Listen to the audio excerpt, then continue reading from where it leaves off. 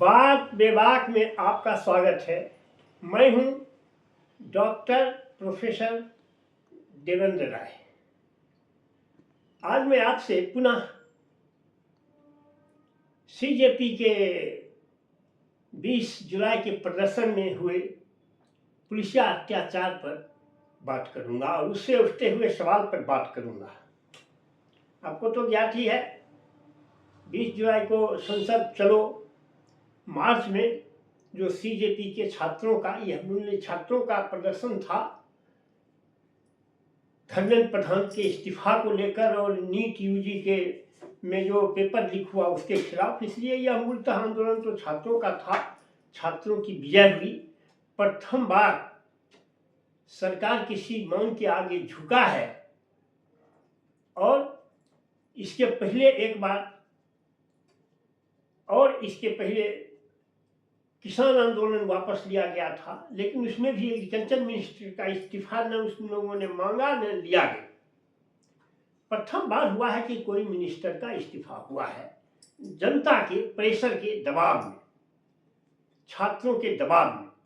और यह छात्र चूंकि ये ब्लेंड नहीं किए जा सकते थे कि यह मुस्लिम है तो ये है तो वो है, क्योंकि ये उसी वर्ग के, ये वंदे मातरम गाते थे, नेशनल सॉन्ग गाते थे, भारत माता की जय बोलते थे, इसलिए इस पर आप कोई आरोप नहीं लगा सकते थे।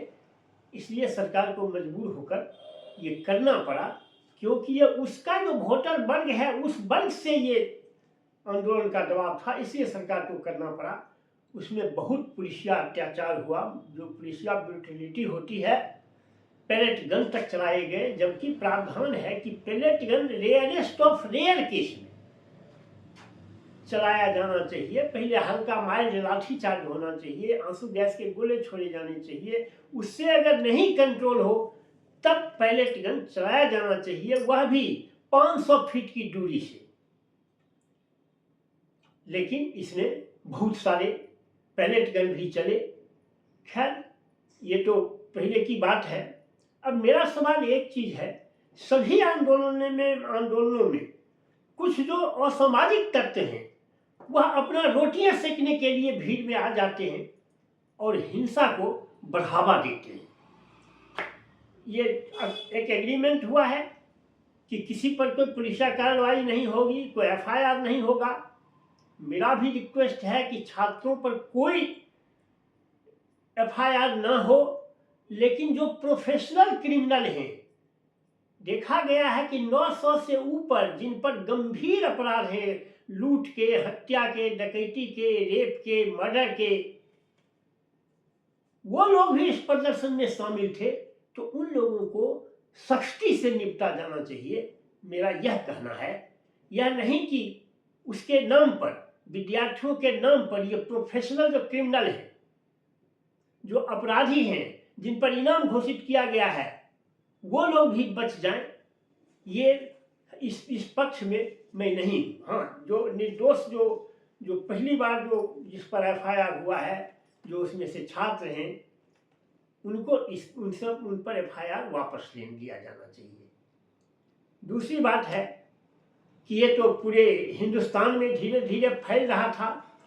बिहार में सिवान में एक बहुत ही अनरूली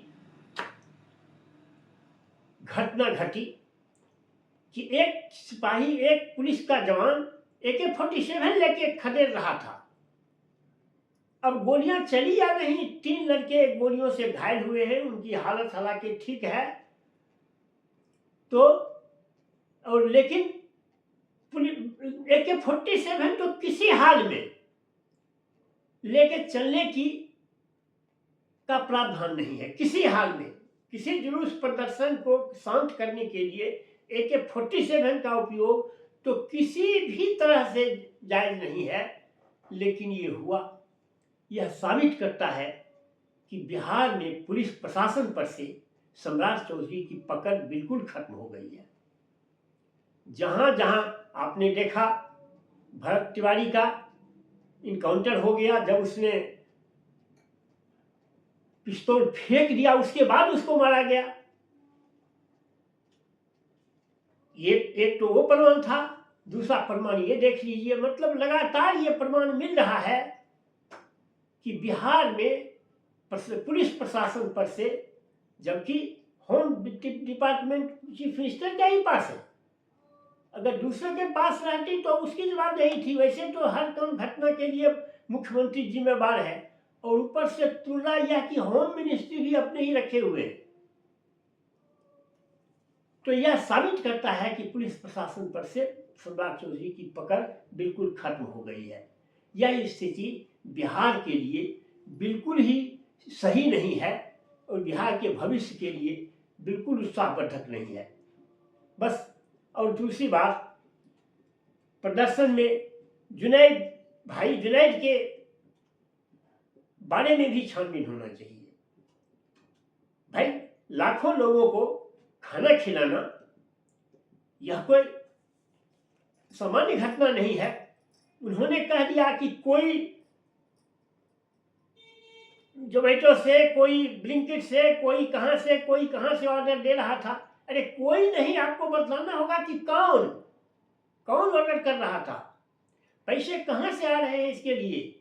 क्या जुनैद खान की क्षमता, आर्थिक क्षमता इन लाखों लोगों बच्चों को खिलाना ही नहीं, बोतल का पानी बोतल देना, समोसा, फूड के अलावा इतना खर्चा करने की हैसियत जुनैद खान की है या नहीं? अगर इतना खर्चा करने की हैसियत उसकी नहीं है तो उसको पैसे कहां से आ रहे थे, इसकी छानबीन किया जाना चाहिए। मैं उन लोगों में से नहीं हूं कि आंख मूंद करके पुलिसिया या सरकार के हर एक कार्रवाई का विरोध करूं।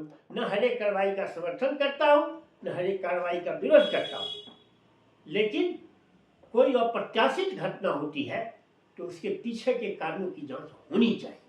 बस, आज की वीडियो में इतना ही। अगर आपको मेरी बात पसंद आए तो इसे लाइक और सब्सक्राइब करें। Thank you very much.